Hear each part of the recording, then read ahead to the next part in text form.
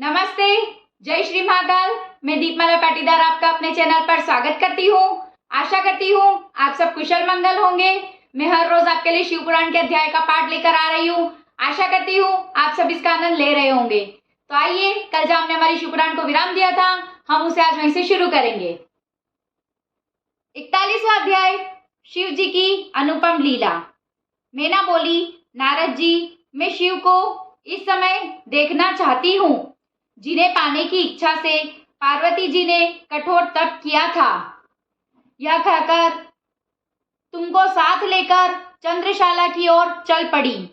इधर भगवान शंकर मैना के इस प्रकार के अभिमान को जान गए और ब्रह्मा एवं विष्णु से बोले, मेरी इच्छा है कि तुम लोग सब देवताओं को साथ लेकर अलग अलग होकर हिमाचल के घर पहुंच जाओ। हम भी अपने गणों के साथ पीछे आ रहे हैं। देवताओं ने यह आज्ञा मान ली। तब देवताओं की सजी सजाई सेना देखकर मैना अत्यंत प्रसन्न हुई। उस बारात में सबसे आगे सुंदर वस्त्र आभूषणों से सजे हुए गंधर्वगण अपने वाहनों पर सवार होकर बाजे बजाते आ रहे थे। इन्हीं के साथ ध्वजा पताका फहराते हुए उनके गण थे। अप्सराएं नाचती हुई आ रही थी। उनके पीछे वसु आ रहे थे। उन्हें देखकर मैना बोली, हे नारद जी, क्या इन्हीं में से शिव है? यह सुनकर नारद जी ने कहा, नहीं, ये तो उनके गण हैं। तब मैना ने विचार किया कि शिव के गण इतने सुंदर हैं तो न जाने शिव कितने सुंदर होंगे। इसके बाद अपनी सेना लेकर मणिग्रीव आए। इस प्रकार अग्नि, यम, वरुण, वायु, कुबेर, ईशान, इंद्र आदि क्रम से आने लगे। उतावली होकर मैना ने पूछा, इन्हीं में शिव हैं? तब नारद जी ने कहा कि ये तो शिव सेवक दिक्पाल हैं। चंद्र और सूर्य भी आए। उन्हें देखकर भी यह प्रश्न किया। नारद जी ने उन्हें सूर्य चंद्रमा बताया। इसके बाद कमल नयन पीतांबर लहराते शांत स्वरूप गरुड़ पर सवार होकर विष्णु आए। तब मैना चकित होकर बोल उठी, नारद जी, क्या यही पार्वती जी के पति हैं? तब नारद जी ने कहा, यह पार्वती जी के पति नहीं है, यह तो लक्ष्मी के पति विष्णु जी हैं। ब्रह्मा जी बोले, नारद जी, तब तो मैना अपने भाग्य को सराहने लगी। ये लोग तो सब शिव सेवक हैं, जिन्हें मैं अपनी आंखों से देख रही हूँ। इन्हीं के स्वामी मेरी पार्वती के पति होंगे, तो फिर मेरे भाग्य सराहने योग्य हैं। नारद जी, इस प्रकार मैना अभिमान में आकर कह रही थी। उसी समय उसका अभिमान दूर करने के लिए अपने अद्भुत रूप वाले गणों को साथ लेकर शिव जी भी आने लगे। भूत, प्रेत, पिशादी, अत्यंत कुरूप गणों की सेना आने लगी। उनमें कोई वायु रूप था, किसी की टेढ़ी सूंड थी, किसी के होठ लंबे थे, किसी की दाढ़ी लंबी थी, किसी का सिर गंजा था, किसी के आंखें तो नहीं, नासिकाहीन था।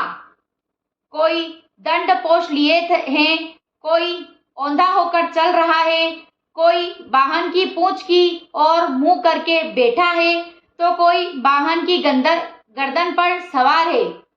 कोई सिंह, डमरू, कोई गोमुख बजाता हुआ आ रहा है। किसी का मुंड नहीं, किसी का रुंड नहीं, किसी के अनेकों मुख हैं, किसी के अनेकों आंखें हैं, किसी के अनेकों पांव हैं, किसी के हाथ नहीं, कोई टूटे हाथ वाला है, किसी के कान नहीं, कोई अनेकों कान वाला है, किसी के सिर नहीं, कोई अनेकों सिर वाला है। इस प्रकार बड़े कुरूप और भयानक गण आ रहे हैं। नारद, तुमने शिव की ओर संकेत कर मैना को कहा। सुनते ही मैना भय के मारे कांपने लगी। इतने में ही इन्हीं के बीच में 5 मुख वाले, त्रिनेत्रधारी, 10 भुजा वाले, अंगों से भस्म रमाए, मुंडमाला पहने, बागंबर ओढ़े, पिनाक, धनुष उठाए, त्रिशूल कंधे पर रखे, बड़े कुरूप एवं बूढ़े बेल पर चढ़े हुए भगवान शंकर उसे दिखाई दिए। नारद जी का इशारा पाकर मैना तो अत्यंत डर गई। तब तुमने उसे समझाकर कहा, हे मैना देवी, यह शिव ही तुम्हारी कन्या के पति हैं।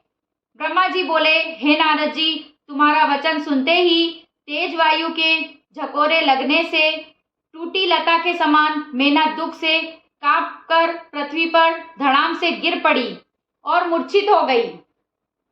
42वां अध्याय, मैना को समझाना।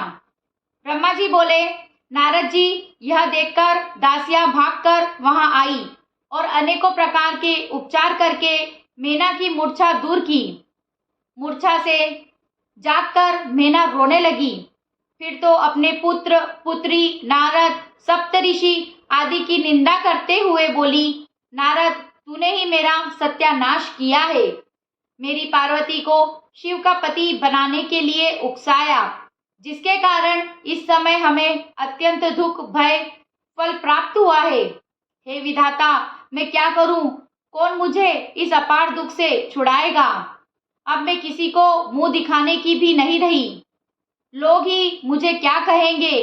किसको कन्या दे डाली? भला वे ऋषि क्या कहाँ हैं?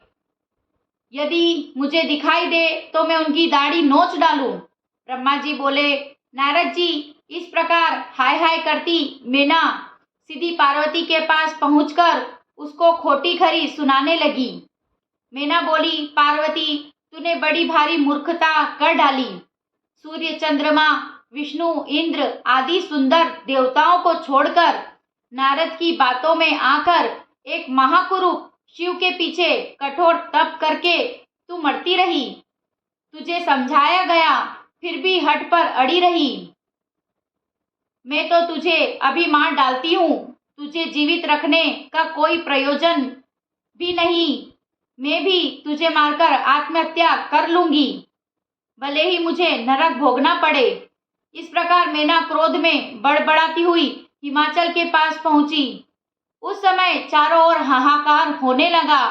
सबके सब देवता वहां आ पहुंचे। ब्रह्मा भी पहुंच गए और तुम भी वहां आ गए।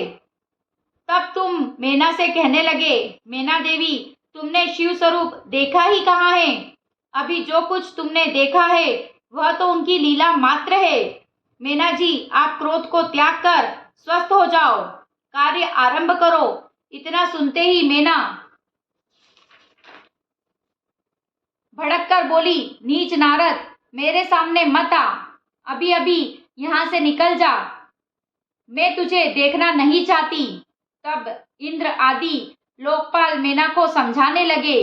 बोले, हे मैना, मालूम है यह शिव कौन है? यह तो जगत के स्वामी हैं। तुम्हारी कन्या के त्वक द्वारा प्रसन्न होकर ही तो उन्होंने पति होने का वर दिया है। देवताओं की इस बात सुनकर मैना देवताओं को भी फटकारती हुई शिव को कन्या न देने के लिए कहने लगी। तब वशिष्ठ आदि ऋषि वहां आ गए और बोले, हे पितरेश्वरों की पुत्री, इतनी सियानी होकर तू क्या कर रही है? अपने भाग्य नहीं सराहती, जो साक्षात जगत के स्वामी भगवान शंकर ही तेरे दामाद हो रहे हैं और वही तेरे घर भिखारी होकर पधारे हैं। उठो, उनका दर्शन करो। तब तो मैना को और भी क्रोध भड़क उठा और बोली, तुम सब यहाँ से चले क्यों नहीं जाते? मेरे सामने मत आओ। मैं तो शिव के साथ पार्वती का विवाह कभी नहीं करूंगी। तब तो हिमाचल भी वहां पहुंच गए और बोले, हे प्रिय, इस समय तुम क्यों अज्ञानी हो रही हो? देखो, तुम्हारे घर देवता एवं ऋषि पधारे हुए हैं। उनके साथ इस प्रकार का बर्ताव मत करो। तुम भगवान शंकर के भयानक रूप को देखकर भयभीत हो गई हो। भय करना छोड़ उनके मंगलमय रूप को दर्शन करो। विवाह का काम शीघ्र आरंभ करो। यह सुनकर मैना कहने लगी कि हे स्वामी, शिव के साथ तो पार्वती का विवाह नहीं होगा। मैंने विचार कर लिया है कि पार्वती के गले में रस्सी डालकर इसे किसी ऊंचे स्थान से नीचे की ओर गिरा दूं, जिससे पार्वती ही न रहे। यदि आपने हठ पूर्वक इसका विवाह करने की ठान ली हो और मुझे ऐसा करने से रोकने का प्रयत्न करोगे तो मैं अपने ही प्राण त्याग दूंगी। ब्रह्मा जी बोले, यह कहकर मैना बहुत ही जोर से रोने लग गई। तब तो हे नारद, मैं स्वयं वहां पहुंचकर समझाने लगा। ब्रह्मा जी ने कहा, हे मैना, तुम तो व्यर्थ में ही इतना बखेड़ा कर रही हो। भगवान शिव तो अनेकों रूप धारण करते हैं, अनेकों नाम वाले हैं। सृष्टि का पालन तथा संहार उन्हीं के हाथों में है। सर्वदा स्वतंत्र ईश्वर है। सर्व काम बिगाड़ने वाली अपना हट छोड़कर पार्वती का उनके साथ विवाह कर दो।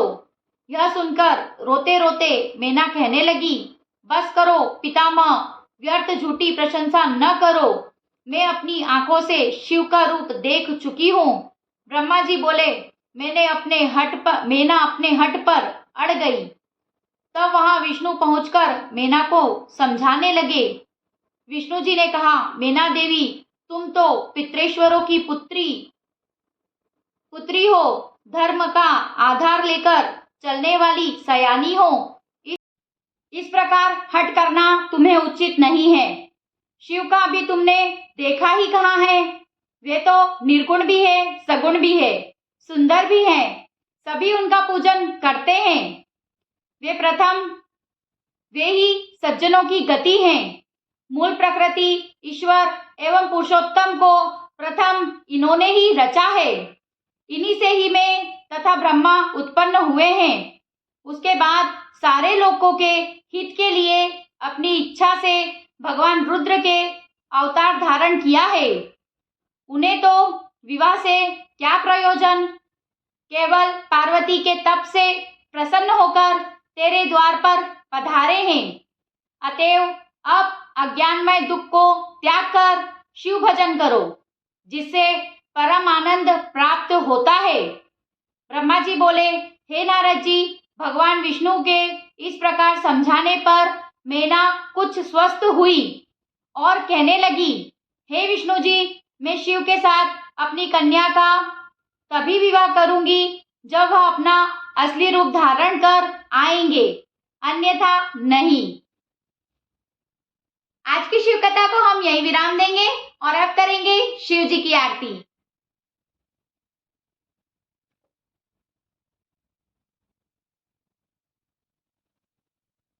ओम जय शिव ओंकारा, प्रभु हर शिव ओंकारा, ब्रह्मा विष्णु सदा शिव, ब्रह्मा विष्णु सदा शिव, अर्धांगी धारा।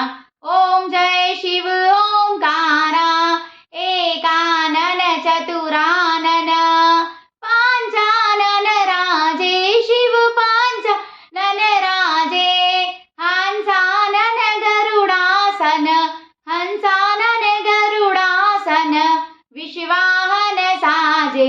ओम जय शिव ओंकारा, दो भुज चार चतुर भुज, दश भुज से सोहे शिव, दश भुज से सोहे, तीनों रूप निरखता, शिव जी का रूप निरखता, त्रिभुवन मन मोहे। ओम जय शिव ओंकारा, अक्षमाला वनमाला, मुंडमाला धारी शिव, मुंडमाला धारी, चंदन मृग मृग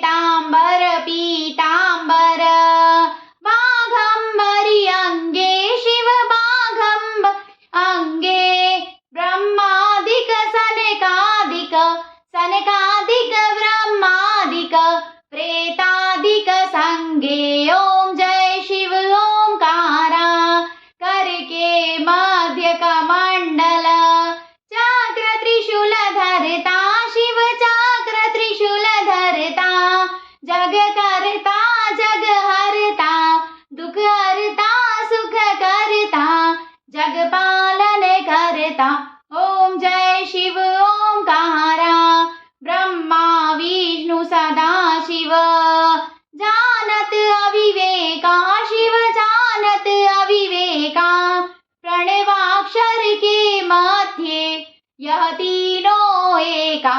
ओम जय शिव ओंकारा, त्रिगुण स्वामी जी की आरती। जो कोई नर गावे शिव, जो कोई जन गावे, कहत शिवानंद स्वामी, कहत हरा हर स्वामी, मनवांछित फल पावे।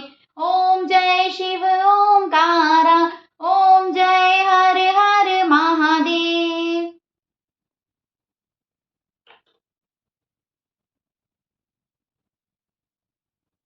अगर आपको मेरा वीडियो पसंद आया हो तो इसे लाइक करें, ज्यादा से ज्यादा शेयर करें, और अगर आप मेरे चैनल पे नए हो तो इसे सब्सक्राइब जरूर करें। Thank you. जय श्री महाकाल। शिव जी की बारात हिमाचल के द्वार पहुंची, जिसका नजारा अत्यंत ही दिव्य और भव्य था। माता मैना को यह अभिमान हो गया था कि मेरी पुत्री ने जिन शिव जी के लिए इतना घोर तप किया है वे अत्यंत ही सुंदर और दिव्य होंगे। शिव जी माता मैना के अभिमान को समझ गए और उनके अभिमान को दूर करने के लिए शिव जी ने लीला रची। वे अत्यंत ही कुरूप, भस्मधारी, सर्प लपेटे हुए अत्यंत ही डरावने रूप में माता मैना के सामने प्रकट हुए, जिन्हें देखकर माता मैना भय के मारे कांपने लगी और मूर्छित होकर पृथ्वी पर गिर पड़ी। जब उन्हें होश आया तब माता मैना यह जिद करने लगी कि मैं अपने पार्वती का विवाह शिव जी के साथ, इतने कुरूप के साथ कभी नहीं करूंगी। तब सभी देवता और विष्णु जी ने माता मैना को यह समझाया कि यह सब शिव जी की लीला थी, आपके अभिमान को दूर करने के लिए। तब माता मैना पार्वती जी की विवाह के लिए मान गई। जय श्री महाकाल।